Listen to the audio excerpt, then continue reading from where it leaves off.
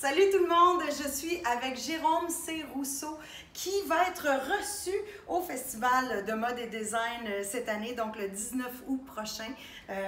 J'allais t'appeler Stéphane parce que c'est Stéphane Leduc qui va te recevoir, ouais. Mais Jérôme, donc un Québécois, un gars de Roberval, qui travaille maintenant à Los Angeles depuis plusieurs années et qui est très connu pour ses chaussures, ses sacs à main, évidemment, mais ses chaussures aussi. Et puis donc, le Festival Mode et Design va te recevoir.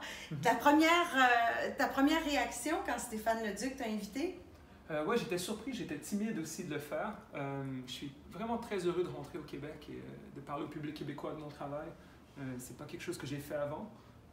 C'est vrai? C'est une belle fierté. Tu rencontres des journalistes, en fait, quand tu viens à Montréal, mais tu n'as jamais fait de conférence. Voilà, j'ai jamais fait de conférence avec un public québécois. Okay. J'ai jamais eu la chance de parler un peu de mon univers et des différentes étapes que j'ai prises pour réussir à achever ce que j'ai fait jusqu'à maintenant. Parce que tu es parti de Roberval assez tôt? Assez jeune, j'avais 16 ans, je pense. Ouais. Et tu es allé où? J'ai quitté pour Londres quand j'étais assez jeune aussi, après les études au Collège La Salle, pour me spécialiser en design de chaussures à une belle école qui s'appelle Cordwainers College, qui a changé ma vie. Puis maintenant, tu habites ici, donc, à Los Angeles, depuis combien de temps? Depuis 15 ans, j'ai emménagé ici pour mon copain Daniel, qui est très gentil. Donc ça fait 15 ans qu'on habite ici, et puis je l'ai suivi ici, c'était pour des raisons de cœur au départ. Et je suis content d'être ici. Et c'est étrange de se retrouver tous les deux aussi ici à Los Angeles aujourd'hui. Puis je t'ai reçu pour le brunch, puis on se parlait justement de l'époque des années fin 80, début 90, où il y avait justement avec Stéphane Leduc l'émission Perfecto. Bien sûr. Qui t'a inspiré? Beaucoup. Au fait, Stéphane avait fait une entrevue avec John Fluvog, qui est un designer de chaussures canadien, qui avait fait des chaussures pour le groupe Delight. Nous, on en a souvent parlé tous les deux. Et puis, donc, John Fluvog est un peu la personne qui m'a montré qu'un créateur de chaussures est un métier, au fait. C'est comme ça que j'avais appris que ça existait. Et c'est un beau hasard comme ça que Stéphane ait fait ça. Et quand Stéphane m'a demandé de participer au Festival Mode et Design, et qu'on s'est parlé, je lui ai raconté que quand j'étais jeune, sur ma cassette VHS, j'avais enregistré cette entrevue qu'il avait faite avec John Fluvog et c'était très important dans mon adolescence. Et tu l'as regardé combien de fois à peu près cette entrevue-là? Des centaines de fois dans ces années-là. C'est vrai? J'ai sûrement encore les VHS chez mes parents. Puis qu'est-ce que tu recherchais, qu'est-ce que tu voulais capter à ce moment-là de cette entrevue d'un designer de chaussures? En fait, c'était juste le fait que c'était la seule personne que je connaissais qui faisait de la chaussure à ce moment-là. Et puis, c'était pas facile dans les années pré-Internet de savoir que designer de chaussures était un métier. On connaissait juste pas ça au Québec, au nord du Québec où j'ai grandi dans ces années-là.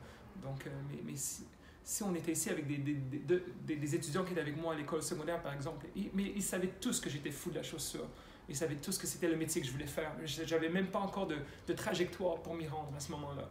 Alors, c'est bien quand je rentre à Roberval et que je vois des vieux amis, ils me disent tous « Mais tu voulais faire ça quand tu avais 12 ans, tu avais 14 ans, tu parlais de ça tous les jours à l'école secondaire. » C'était vraiment ma première grande passion et ça l'est encore et j'ai une chance incroyable de faire comme métier. Oui, vraiment. C'est vraiment. Parce que c'est pas tous les gens qui ont cette possibilité-là d'atteindre, de toucher à leurs rêves. C'est vrai, oui. J'ai eu beaucoup de chance. Et même de rencontrer des gens qui m'ont beaucoup inspiré, comme toi, comme Lady Miskia de Delight aussi, Charlie Theron, des gens qui ont porté mes chaussures, ça fait plaisir et c'est vraiment des buts qu'on atteint. On ne se rend même pas compte au fait que qu'on l'a fait. Tu les décris comment, tes chaussures, en quelques mots? Distinctive, originale, recherchée, spontanée, fun, voilà. Coloré. J'ajouterais souvent. Oui. Tu les as portés souvent d'ailleurs. Avec beaucoup d'angles également. Donc, les gens qui aiment les chaussures sexy, c'est beaucoup de géométrie. Beaucoup de géométrie. Oui, beaucoup de géométrie. Tu parles des angles, voilà, ça m'inspire beaucoup souvent. Ouais. Même des travails d'artistes comme un artiste russe des années 20, Kazimir Malevich. Son travail avec beaucoup de géométrie et d'angles et ça m'inspire beaucoup pour mon travail. Voilà. Qu'est-ce que tu penses de l'industrie de la chaussure au Québec? Tu as des Aldo qu'on est en train de voir ici, même dans les centres d'achat aux États-Unis, un peu partout. Tu as des boutiques Aldo. Après ça, comment tu la décrirais, cette industrie-là québécoise? Je ne la connais pas du tout. En dehors de Aldo, en fait, je ne connais pas assez pour bien le décrire. Ouais. Puis, est-ce que tu es amère du fait qu'il n'y a jamais une compagnie québécoise qui t'a demandé de travailler avec elle? Il y a tellement de designers qui font pour des maisons de design, entre autres, beaucoup en Europe, des collaborations. Est-ce que tu essaies de mettre la puce à l'oreille au Journal d'eau, quelque chose comme ça? Ou à Browns ou d'autres compagnies. Il y en a d'autres? Oui, bien sûr. Non, je suis pas amer du tout, ça m'est pas souvent passé par l'idée. Au fait, depuis que j'ai démarré ma propre entreprise aussi, c'est un travail énorme déjà. Donc, à chaque année, malheureusement, on dit non à d'autres compagnies qui veulent faire des collaborations parce que mon temps est mieux investi dans ma compagnie pour l'instant. Et donc, j'ai surtout approfondi ça pour l'instant. Mais c'est quand même très, pas élitiste, mais tes chaussures sont pas pour monsieur, madame, tout le monde, nécessairement. Assez cher aussi, il faut dire. Hein, sans être élitiste, c'est un travail qui est fait en Italie, c'est des petites productions, donc c'est des choses qui coûtent quand même assez cher. C'est pas par désir d'élitisme ou d'exclusivité. Au fait, je déteste tout ce qui est exclusif, que ce soit les nightclubs ou les restaurants. Moi, je veux que tout le monde soit inclus, c'est important dans mes valeurs, moi aussi. Mais en termes de comment on dit, craftsmanship, de réaliser un travail qui est tellement bien fait, très beau, ça c'est quelque chose qui... Un travail de l'artisan. Voilà, c'est un travail d'artisan. C'est des choses qui prennent beaucoup d'heures, donc par défaut des choses qui coûtent cher aussi, beaucoup. Mais pour passer à la prochaine grosse étape, il faut vraiment le bon investissement derrière moi et la bonne équipe derrière moi. Et c'est ce que j'essaie d'accomplir maintenant. Je te souhaite. Je te remercie. On va venir te présenter à des investisseurs québécois aussi à Montréal. Merci.